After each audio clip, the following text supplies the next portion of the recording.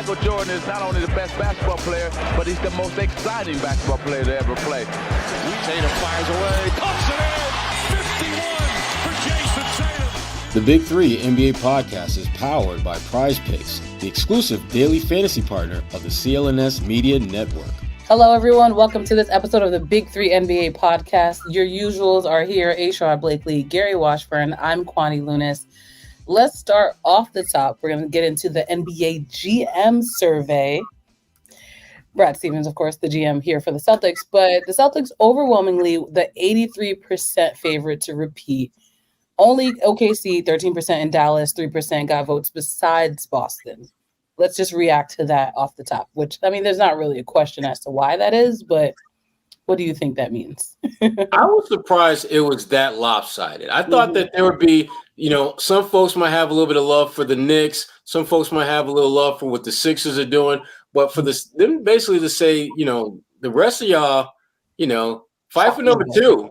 I did not think the Celtics would be viewed as that lopsided a favorite. But if you start looking at what they've done with their roster, you start looking at the fact that they are the defending champs. Right. It's understandable that they're the favorite, but again, I'm a little surprised that it was as decisive as it was. Mm-hmm. Yeah, I didn't think it'd be 83%, but I just think people have now seen the light in terms of the Celtics finally got it done, and they brought the entire team back except Sherrod's buddy O'Shea Brissett. Why I gotta bring up O'Shea? O'Shea, can't you see you should have opted in? That's what I say about O'Shea. He should have opted in. O'Shea, can't you see you should have opted in, bro? No, O'Shea can't. Oh my God! Stop it, man. That might be the worst. That might be the worst. That's one of your top. That's one of your bottom 10, bro. Anyway, the fact that I think they have ultimate confidence. They're besides Porzingis, they're mostly healthy. They're playing with a chip on their shoulder with Jason and Jalen. They made a good move. I think adding Lonnie Walker. We'll see what happens there. Peyton Pritchard looks good. We're talking about Sam Hauser looks good. Derek White, Drew Holiday. There's no reason not to believe this team can't get it done. And if you look at the other teams, there's always questions. Oklahoma City, are they too young? Did they make enough moves? Is Caruso and Hardenstein going to put them over the top? We don't know about Cat now and going to the New York Knicks. Is that going to work? Is Cat going to really toughen up and be that guy that they need him to be? What about the Sixers? Are they a little long in the tooth? So everybody's got questions. The Celtics don't have as many questions. And I think that the rest of the GMs see that. And let's be honest, guys, it's also probably to put a little bit of pressure on. The GMs are like, yeah, let's see in Boston how they do with being the favorites. Mm-hmm. Let's see. I don't think guys like Sam Presti in Oklahoma City or Leon Rose in New York are like, yeah, my team going to win it. I think, yeah, Boston. Let's see what y'all do as the favorites. Yeah, Boston. Yeah, put them down. Don't talk about us. So I think that might be a little mind games going too. Also, Sam Presti though, in OKC. Why are we still? I'm glad that folks are finally not sleeping on them like they did last year, because even though they're ridiculously young, they got ballers. I mean, I think they are the best team out west if you look from top to bottom. And then you look what they added. They needed one more physical, rugged, thuggish type. And they got that in Isaiah. So they're going to be good. They're going to be really, really good. Really good. So Jason Tatum, is he the best shooting forward in the NBA? Tied for 3 for the league MVP with Jokic and Embiid. Interesting. Is that your favorite small forward, Gary Washburn? Is he your favorite small forward in the NBA? I think he's one of them. Do I think he's the best? I think he has the potential to be the best. I think what he showed in the playoffs, being that playmaker, adding the assists, adding the passing ability to his rebounding and his scoring.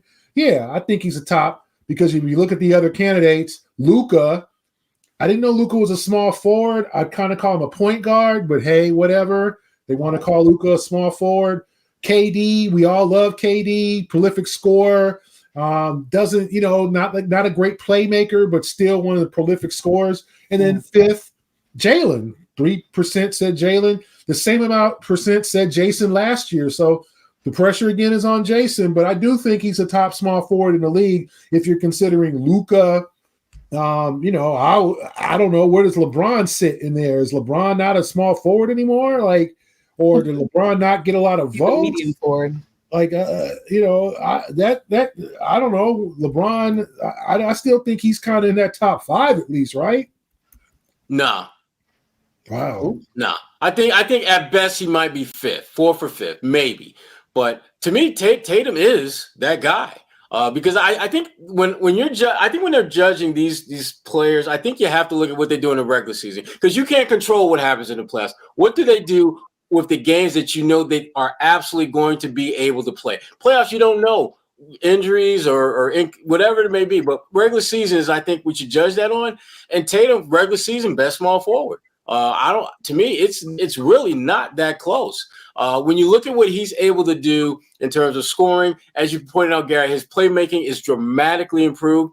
His rebounding, his ability to score on a block. And to me, the one part about his game that people so often forget about is what he does defensively. Remember, the reason he got burned early on as a Celtic was because of what he did on the defensive end. The fact that you could put him out there and he was not a defensive liability. The fact that you can play him and he may not be locking kids up, but he's going to make folks work harder than they probably thought they should for shots. And then he's able to get you 25 points at the other end of the floor. To me, he is the best small forward in the game. And, the guy that I'm a little surprised doesn't enter that conversation, that I've always liked but never really loved, is Paul George. There's so much about Paul George's game. But the problem I have with Paul George is that the more I watch him play, the more he leaves me wanting more. Like, you see him do a lot of really good things, but there just seems to be something that he's not giving you that with his skill set, he should be bringing. And I don't see that as much with Tatum. I see some of that with Tatum, but not as much as I see with Paul George. And, this season, I think, was just the rubber stamp on his status, and that is winning a championship. And as much as Jaylen Brown, I thought, was the better player and deserved to be NBA Finals MVP, Tatum, even playing less than at his best, still put up pretty damn good numbers, which is scary when a guy can play at maybe 67% of what he's capable of and still put up the numbers that he did and still help his team win games. So, to me, I'm all in on Tatum as the best small forward in the NBA. There we go. There we have it. Also, I just realized I said shooting forward, so scratch that from the record. But finally, Celtics. But he do shoot now. Huh? Make no mistake about it. He do shoot. Oh no, he still shoot for the record, but formally, that's not what they did. Technically, he is a shooter, and he does a small shooting forward. Thank you. I got you, Kwani. Gary's just like, nah, she wrong. I'm like, I'm trying to help her out. Loud and wrong. Gary looking at you like. She doesn't even go here. Okay, finally, defensively, the Celtics, best team in the league, Jrue Holiday, best perimeter defender. Do you think they can sustain that this season? I think they're going to take a step back defensively. Interesting. I think they're going to take a step back, not because of anything other than Father Time. He will impact, I think, at least 2, maybe 3 of their guys. And I'm thinking more about Jrue Holiday. I'm thinking about Al Horford. And when you look at the roles that those 2 guys play for this team from a defensive standpoint, they need them. They need them badly. And I'm more worried about Al than I am Jrue, because if Drew's not at the top of his game defensively, you got another All-NBA type in Derek White, who's just, you just put him in positions where he has to be a top-tier defender more times than he was last season. But if Al Horford's game isn't where it needs to be defensively, they have no options. I mean, Xavier Tillman, he doesn't suck, but he ain't Al Horford. Mm-hmm. Luke Cornett is Luke Cornett. I mean, and Kata, he got some potential, but he ain't Al Horford either. So defensively, I think their front court might be exposed a little bit. And that's why, to me, that their perimeter defense is going to have to be everything this year, because when those guys on the perimeter get beat off the dribble, lights out, buckets, the seas will part for the Celtics, because I just don't think that they are going to be able to hold it down around the basket as well as they've been able to in the past, in large part simply because Father Time is just like, yo, here's my bill, pay up time, because it's going to happen at some point. So I think it'll start happening this year, unfortunately. No, I don't think they'll miss a step. I think with Porzingis they'll have to adjust, but I think Drew Holiday is a guy who's taking great care of his body. Obviously, he was a top defensive player in the Olympics for Team USA. So to me, I don't think they'll slip. Derek White's entering his prime, so I don't think physically they'll slip much. Obviously, you don't want to put too much on Al Horford's plate because he is 38 years old, and he's his 18th year. But I think the other guys will step up. Jason will step up. Jalen will step up. Remember the defense Jalen played against Luka Doncic in the finals? I think they'll be even a better defensive team because now they got a system. Remember, I remember watching this recent interview with Damian Lillard saying how he got thrown into the fray right before training camp, didn't catch up with a lot of stuff. It was a tough year. Well, the same situation with Drew Holiday. As much as he helped to win a championship, he didn't have a full training camp. He barely got there before training camp, like preseason. He didn't have a full summer with the Celtics. Full training camp, family settled, everything's good, coming off the Olympics. So I think Drew, now, does Drew have 5 years left? No, I mean, I said he's pushing 34, but I do think he does have another couple of years in him as a high-level defender paired with Derek White. I think that's a great combination with Jason being a plus defender now, Jalen being a plus defender, and Al being a plus defender. So you got nothing but 5+ defenders on that starting lineup. Now, like Sherrod said, are they going to have Slippery with Luke Cornett in the game, or Xavier Tillman, or Neemias Queta? Of course, they're going to have a little slippage, but I think they know the system enough, and especially Tillman, a guy who's made his money in this league as a defender. Obviously, he's not going to be scoring. He's going to be an enforcer and a defender. I think they'll be fine. The funny thing about Tillman, though, is you're right. He ain't a scorer, but damn it, that brother be looking for buckets when he get in the game. He be looking for buckets, and I respect that about it because at least he keeps the defense relatively honest. Whereas, Luke Cornett, if he gets an offensive rebound, he's in hot potato mode. Like, who got it? Who got it? I don't got it. Which I hate that, but I just, Gary, I can't imagine. I'm struggling with the idea that they're going to be as good defensively around the basket as they've been in the past. Now, the one thing that might change my mind on that is if they start dabbling with Tatum as a small ball center, because Tatum, with his length, his ability to space the floor, that will pose a different dilemma for opponents if all of a sudden you got to deal with him at that 5 spot, because he's strong enough now to where there's not a lot of guys that play the 5 that can easily manhandle him. They're going to be certain nights where they can literally get away with playing Tatum at the 5 spot and it not hurt them around the basket. And if you can't abuse him when he's on defense, you're not going to abuse him at the other end of the floor. Mm-hmm. And so I'm curious to see how your boy Joe Mazzulla, your boy Gary, Joe Mazzulla, how he goes about utilizing Tatum in multiple positions other than just a traditional, wing. Prize Picks is the best place to get real money sports action. With over 10 million members and billions of dollars in awarded winnings, Prize Picks has made daily fantasy sports accessible to all. You just pick more or less on at least 2 players for a shot to win up to 100 times your cash. Run your game all season long on Prize Picks. You can now win up to 100 times your money on Prize Picks with as little as 4 correct picks. Prize Picks is the only real money daily fantasy platform with an injury insurance policy, so your lineups stay in play even if one of your players gets injured. If your player leaves in the first half and doesn't return, Prize Picks keeps your lineup live. Prize Picks also offers weekly promotions that can lead to big payouts like Taco Tuesday. Each Tuesday, Prize Picks discounts select player projections up to 25% to provide even more value for your lineups. Sign up today and get $50 instantly when you play $5. You don't even need to win to receive the $50 bonus. It's guaranteed. Make your picks in less than 60 seconds and turn your sports opinions into real money all season long on Prize Picks. This week on Prize Picks, I'm looking at the football board and selecting Justin Jefferson for more than 83.5 receiving yards and Patrick Mahomes for less than 267.5 passing yards. Tyreek Hill is another one that I'm keeping an eye on, and I have him more than 97.5 receiving yards, and Saquon Barkley for some more than 67.5 rushing yards. I'm definitely going to go more.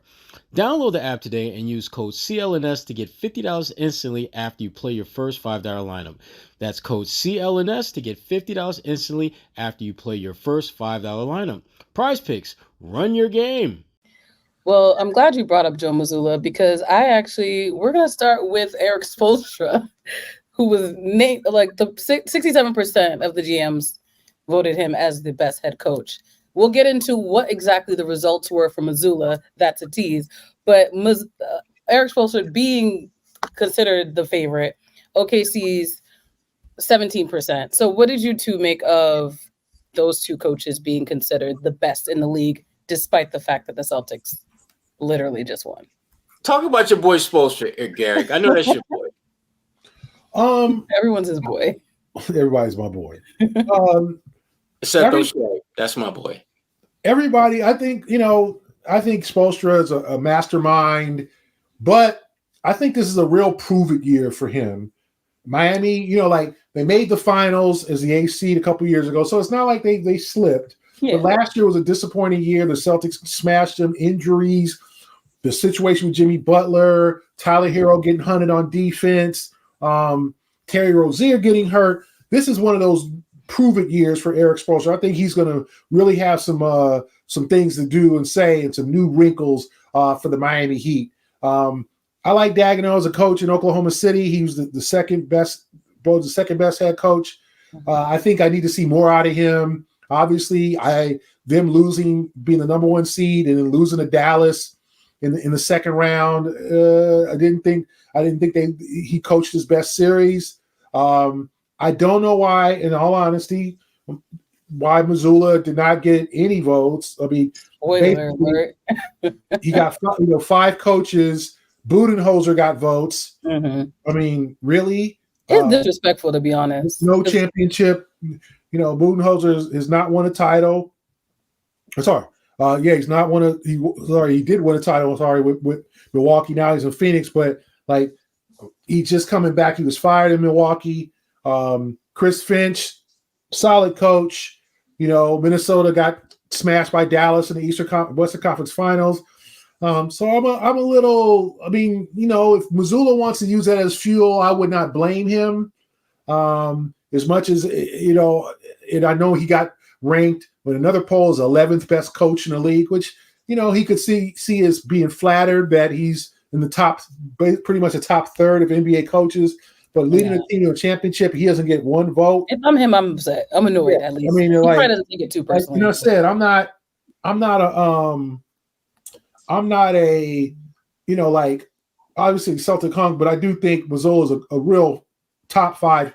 He's entering the top 5 in the coaches, the way he motivates his team, what he did to break down. Everyone thought, Jason Kidd's going to outcoach him in the finals. That didn't happen. He created his own culture too in Boston. I think. I mean, I just but he should use that as fuel. But Chris Finch, Steve Kerr. Okay, we expect that, I guess, but not like that. Okay, I think Steve Kerr's a great coach, right? But I don't. Look at the talent that he's gotten. So we'll see. Or you don't, or you do. I don't think he's a great coach, and yes, I do look at the talent that he's had. I mean, it's when you have that many Hall of Famers on your squad at one time. You're not exactly up late at night trying to figure out how can I figure out a way for my team to beat Charlotte on the Tuesday. How am I going to make that happen? How am I going to? What can I do with Kevin Durant and Steph Curry and Klay Thompson and Draymond Green to get them to play well enough to beat champions? No. Well, back to Eric Spoelstra. He is the best coach in the NBA, in my opinion. And I say that because his track record has shown his ability to win with lots of different styles. He just figures out what's the best way for my team to win. And the thing that's the one thread that binds all his teams is they're just tough. There are some tough SOBs from top to bottom. And that's why the last couple of years have been surprising, because they're not nearly as tough. It seems that they have traded in that trademark toughness for shooting and talent, and the drop-off in toughness is just ain't there anymore. So I'm curious to see whether we're going to start seeing Miami this year go back to being that kind of grinded out, beat you 107 to 102. They have 5-6 players in foul trouble, but they don't care because they're not giving you no layups. They're contesting shots. They're being physical. I'll be curious to see whether they revert back to that style, which has worked time and time again. Now, to Mazzulla, the disrespect is palatable for him to not get a single vote. I mean, this is the same dude. Remember when he was asked about, teams, having a target on your back, he said, forget about the target on the back. We want the crosshairs right between the eyes. When he said that, I was like, oh my God, I want that man as my coach. Because you know why? That man, he sees the game in a way that if you're a competitor and that's all you give a damn about is how are we going to win this game, you want a cycle like that calling the plays. You want someone with that kind of just way the hell out and left, deep left field mentality running your ship. And the fact that he scores so high in terms of motivation can only take you so far. You have to have the ability to have a system, whether it's offensive or defensive or both, that leads to winning, that guys buy into, that has the receipts to show that this stuff works. And Joe did that this year. And the fact that not a single GM thought he was the best, if I'm Joe Mazzulla, that GM survey is on my front door. It's on my alarm clock. I got it on the watch that ring that when I have like notifications, it's going to be the notification every single time. If I need to be in a meeting at 2:00, it's going to be meeting at 2:00. By the way, no votes, coach, best coach in the NBA. I'm not going to let that ever leave my mindset because it's going to motivate me. And when I tell my players, guess what? They're going to be motivated too because they're like, damn, he led us to a chip and not one of y'all GMs. Listen, Tatum and Jalen already had their sucker list, folks, that they're going to get, that they got payback to. Joe Mazzulla now has his sucker list as well. Every single team. All the GMs. All of them. Exactly. You got that the crosshairs that Joe wanted on his team. He got something for that. Right. Joe got something for that. And again, just a level of disrespect. Not a single GM thought he was the best coach, even after he led this team to a championship. Mm-hmm. That is mad disrespectful. What more do you want from the man? I'm like, what else can he do? And it's not like them winning a championship was like this incredible offset. They had the best record in the damn league. Right. They literally did in the postseason what they had done all season long. So you telling me best record in the NBA, win an NBA championship, and I don't get a damn vote? Come on, man. Please. Which really tells you that they're all haters, though, because the Celtics, when in the most fun to watch, they were not tied. They were fifth place. So I feel like people were just general haters. All the general managers are haters. But it may go. But there may be some truth to what Gary was saying. Was that they're trying to put the pressure on the Celtics and all that. But here's a problem with that, though. Yeah. They went through that all last year. Why would you put pressure on a team that's your competitor, though, too? And they brought the whole gang back. So it's like you can't even like say, well, you know what? They lost this dude, so that means we can. Nah, they brought the whole gang back. It's craziness. And I should add, for Mazzulla, though, he did place second for best offense, third best motivator, and fourth best running of defensive schemes. And yet, even though he's in the top tier of those categories, not one of your GMs thought he was good enough to be best coach in the league. Damn. Second best offense, fourth best defense, third best motivator. Team to no win. votes. No votes. That Make man, it make sense. yo, that is like some electoral college nonsense right there. That is some electoral college. Like, it just don't make sense. Right. I got all this. I want to see the popular vote. I got the popular vote in offense. I get the popular vote in defense. I get the popular vote in motivation, and I don't win. I'm not the best. And that was your Civics 101 with Sherrod Blakely. I'm just saying, hey, and listen, Civics is more than just a type of car. All right, let's just, because there's a lot of folks act as if they don't. That's the only thing they know about Civic. Oh yeah, that's a nice car. Nah, that's right. Also, side plug. Make sure you vote November 5th. Just vote for somebody. Vote for the ballot questions. That's a whole other rant, but I want to remind you, yes, you might like sports, but your civic duty is also just as important. Summertime is winding down, but the college football season will be in full swing before you know it. There's no better way to get your college football fix than Game Time, which is where you can find the best deals on college football game tickets, concerts, NFL, WNBA, and so much more. Game Time has a new feature called Game Time Picks that makes getting tickets to see your favorite teams play live even easier. Game Time Picks filters out the fluff, so show you only incredible deals on great seats so you don't have to waste time searching through thousands of tickets. The one college football game I'm looking forward to seeing this year is when my alma mater, Syracuse University, comes to my neck of the woods and takes on the Boston College Eagles.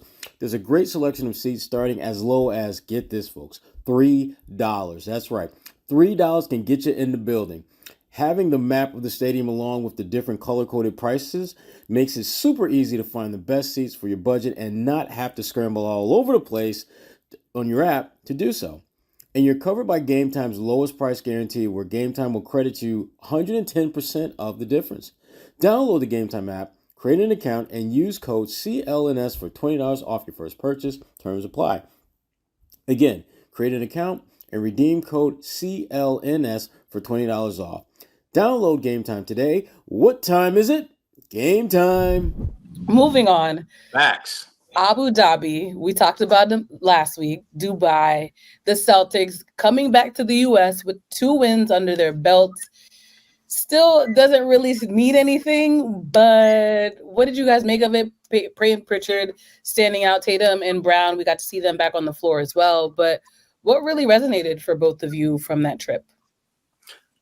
Go ahead, Gary. I thought that they were impressive. I thought that, when you're looking at the preseason games, you're looking at what kind of flow and rhythm does the starters have playing together. The Celtics look fine there. Obviously, Jokic was able to get his, but I thought they played strong defense. I thought they took control, and then I thought they had kind of embarrassed them in that second game. The first game, they kind of came back, and then the second teamers and the third teamers came out there and played well, and they eked out a win. But that second game wasn't even close. Yeah. And I just thought that was a good sign. Like, you know what?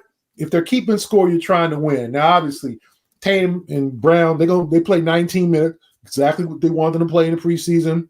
I'm sure they'll play maybe a game this weekend coming up, the back-to-back games. And then they got Toronto. They got 3 and 4 nights, to be honest with you, and then the preseason's over. I think the Stars will play in 2 of those games. They might miss one of those back-to-back and then play the final game against Toronto. But you got exactly what you wanted out of it. Like, you wanted them to look crisp.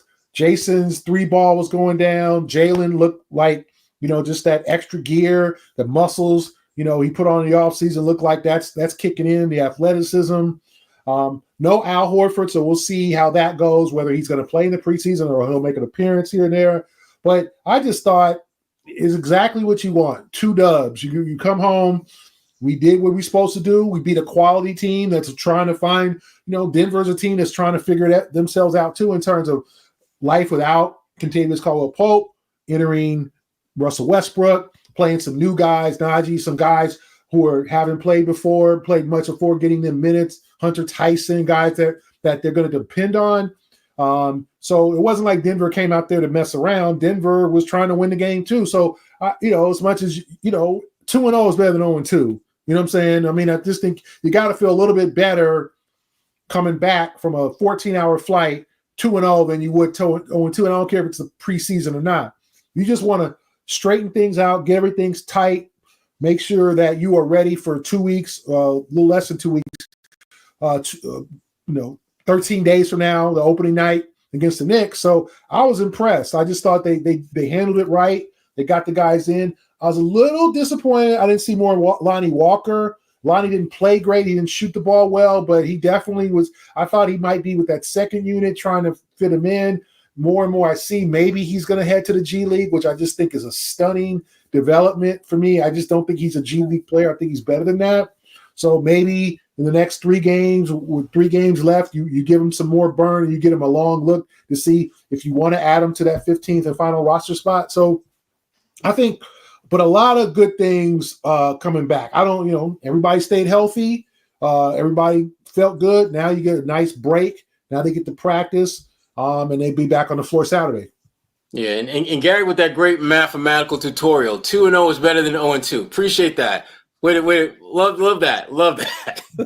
Thank you. Listen, Thank you. The preseason for the Celtics really has to be about 2 things, really, and that is developing chemistry with your core and the development of your non-core players. And I think in those first 2 games, they absolutely nailed both of those things. You look at a guy like J.D. Davison, who's probably not going to play a ton, but when you look at what he was able to do in some crunch minutes in that first game, he was one of the reasons why they were able to win that game. And so getting guys like that, the confidence to go out there and do some things in a real game is huge. And he's a guy that, again, if you're the Celtics, you ain't counting him to win you a championship and nothing like that. But you want to make sure he's ready if his number is called. And I think he's one of those guys that has to understand that and embrace that you ain't going to play much. But when your number's called, you better get out there and you better ball out. To me, Peyton Pritchard is a great example of that. Remember that it was only just a couple of years ago where we weren't even sure if they were going to keep Peyton Pritchard around. When you had Marcus Smart, you had Brogdon, and then you had, and he was like the third wheel. And the next thing you know, both of those cats are gone, and now Peyton is like, what you gonna do? And Peyton balled out. He was like pro and Peyton for a hot minute there, balled out, and we saw that in those first couple of preseason games. So for the Celtics, again, it's important that they keep the momentum that they were able to generate last season going. And that momentum starts with your core guys playing as well or better. And you still have to develop that next wave because you're not going to get a hookup like you got from Brooklyn when you were able to get Jaylen Brown and Tatum, and not really give up anything of significance in that moment. You're going to have to develop guys who are late first-round picks, early second-round picks, guys like Lonnie Walker, who for whatever reason falls through the cracks that you're able to bring into the fold for little to no cost, who are clearly worth way more than you're paying them. And you know that. That's the way that you develop a dynasty. You got to get some breaks along the way that you, frankly, are smart enough to take advantage of. And I give Brad Stevens a lot of credit for that. But for them in this preseason, it's about making sure you get that chemistry right that you had a year ago. And you start developing some of those backline players. And the other point, and Gary, it's a really good one, is about Al Horford. I get why you don't play him now. I wouldn't want to play him much, if at all. But you need to get him out there, because he's part of what your chemistry as a team has to be about. And I don't care how many years you play together, every season is a separate entity in itself. Guys don't move the same way in 2022, 23 as they move now. Some guys are a little quicker. Some guys are a little slower. Your time and your chemistry, all those things have to be aligned. And the only way you can work that to its perfection or near perfection is you got to play together. And so they need to get Al out there, even if it's only for 5-10 minutes here and there, but they need to get him playing with that core group. So they can't rely on what he's been able to do in the past, because we don't know where he's at, and we don't know where the guys around him are at as it relates to Al. So I was impressed as hell with what they did against Denver. That first game, it felt like a lot of games we saw from the Celtics last season, where good team, Celtics not really winning, and then they hit like a 3 or 4 minute stretch where they just ball out. Mm-hmm. They put the ass whipping on you in like 3 or 4 minutes, and next thing you know, you going home with a fat L, even though you led for most of the game or a significant portion of it. And then the second game, it was just like, all right, y'all, we ain't letting game one happen again. We just taking it to them from the jump. We're not gonna play around. We stealing their lunch money and eat that lunch in their face, and they did. I mean, Denver looked like Charlotte on the Tuesday. Yikes. Oh, looking ahead. Line by Tatum, by the way. That might be one of his best, Tatum. I didn't really come up with something real catchy, but damn, I came up with something real catchy moments. No, that was about right. Absolutely. So looking ahead, they have 3 more preseason games. They're playing Philly and Toronto back-to-back. Then they go to Toronto for that final preseason game. But looking at Philly, what are your expectations for that game? And honestly, what are your expectations for Toronto as well, even though we'll reconvene before then? Toronto's going to be garbage this year. They're just not going to be very good. So I'm not even thinking about them as far as preseason. To me, the purpose of playing Toronto is to just get a workout against guys that aren't on the payroll. That's all you're looking to do. You're just trying to get the cardio up, make sure no one gets hurt. Yeah, and just give your guys, again, that developing your younger players, give them some opportunities against some real NBA players, and get your core guys just working on chemistries, working on the chemistry, and just kind of get out of there with a win. Now, Philadelphia, that's a little different because that's one of those teams that feels they can beat you. That's one of those teams that feels that they are on your level, and you're not going to play your guys major minutes, but you want to do enough in that game to just remind them that you do know we're the champs. And you do know that if we were to play this flight for a good 40 minutes, we might beat you by 40. So if I'm Tatum and Jalen, just do what you've done the first couple of games, knock down some shots, play good defense, and get out of there with a little bit of a sweat in 19 minutes and call it a day. For Philly, I think it means more. I think if you're Philly, you want to send a message that, look, we here. We ain't going nowhere. And like I said, the Celtics are the team to beat. Everyone knows that. Every damn GM pretty much said that. And Philly is one of those teams that feels this is their time when you go out and get a Paul George. You've got Joel Embiid back in the fold. And they feel as though they're moving in the right direction. And if you're the Celtics, you want to make sure that you may be moving in the right direction, but you ain't with us yet. And this game isn't going to mean anything in the grand scheme of things, but it means a little bit to us. It's a reminder game of where you are, where we at, and that's that. That's right. Yeah. I mean, I don't know how much Philly's going to show. I mean, they don't play him, I think, until Christmas. So I think Philly's just worried about themselves right now. They're just worried about keeping everybody healthy, getting some rhythm and flow because they got a lot of new guys in their locker room. They want to keep Joel Embiid on ice to make sure he's healthy. Tyrese Maxey, make sure he's fine. Paul George, get him into the system. So I don't think it's going to be some kind of message game for Philly. I think that Philly will be like, they'll just play their guys, 10, 15 minutes, 20 minutes, and then take a look at their bench, and it might be a battle of just 2 benches eventually. I think the Sixers know that they've got to worry about the Celtics, and they also want the Celtics to worry about them. And I think that I think Nick Nurse will be like, hey, we'll see y'all later. Like, you ain't going to have to mess with us until April. We gonna get our stuff together. We're going to make sure we there in the playoffs to meet you. And that's all we're concerned about. We're not concerned about trying to send a message in October. I don't think they are. I think that now you talking about the opening game against the Knicks. Yeah, I think the Knicks are going to try to send a message. But I think these 2 preseason games, like you said, Toronto is struggling. RJ Barrett's out for a while. Their team kind of in rebuild with some young pieces or whatever. So if you're the Celtics, you just like Sherrod said, you just get your exercise, make sure you're in shape, and you get out of those 2 games healthy, and then you look forward to the opener. If you're Philly, though, what you don't want to have happen is for Tatum and Jalen to play like 10, 15 minutes, and then you get a lot of Sam Hauser, a lot of Peyton Pritchard, a lot of Kata, and you get smashed by like 30. That when the end of the bench guys on the best team are smashing you to pieces, I don't give a damn how early in the season is. It is going to send a message in the back of your mind like, damn, they're not even playing hard. They're not even playing their best players, and they're beating the snot out of us. It may not affect how you fare all season, but when you see them in December, you're gonna have just a little bit of a flashback. Like, damn, last time we saw them, damn, Kata had like 17 points and didn't take a single shot outside the paint. Damn, Luke Cornett had a double-double. Damn, that was the only double-double he's had all season. Damn. All I'm saying is this.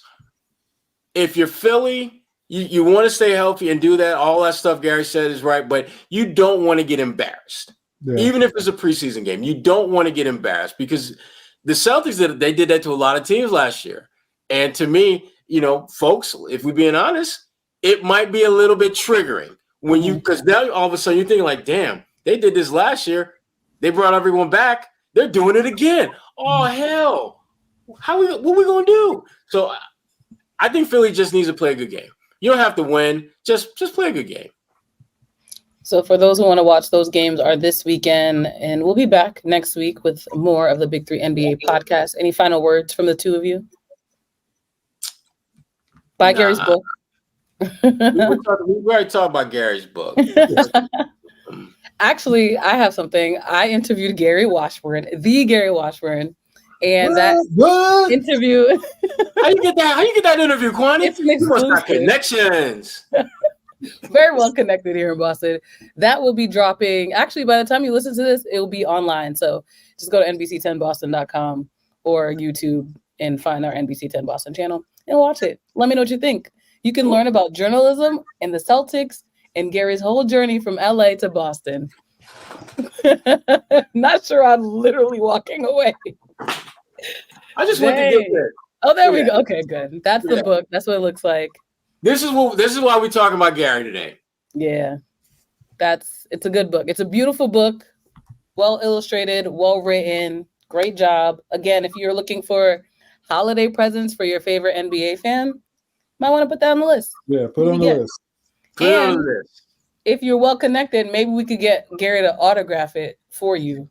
But you got to go to his book signings, which you can find on his social media platforms. I got my Sharpie ready. He's not paying me to be his publicist, so. Well, he should, Kwani.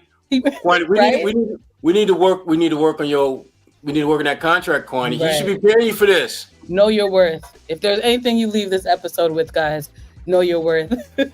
Well, we appreciate you tuning in and listening to the Big 3 NBA podcast. Subscribe, share with a friend.